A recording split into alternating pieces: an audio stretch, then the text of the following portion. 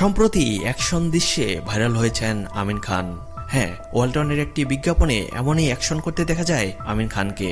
মুখে চাপ দাড়ি, হাতে লাগেজ আর গায়ে শুট, অনেকটাই তামিল হিরোর মতো লাগছিল আমিন খানকে। প্রথমে দেখলে যে কেউ মনে করবেন এটা কোনো অ্যাকশন সিনেমা।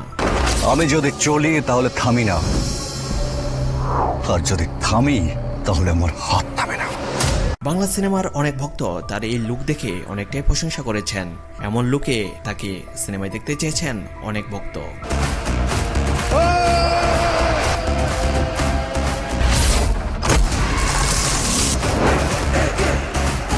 এমন লুকে আমিন খান বাংলা সিনেমায় ফিরলে বাংলা সিনেমার কি সুদিন ফিরে আসবে? অবশ্যই কমেন্ট করে জানাবেন। আর হ্যাঁ, নিত্য নতুন নিউজ পেতে চ্যানেলটি সাবস্ক্রাইব করার অনুরোধ দিল। ধন্যবাদ। এত টাকা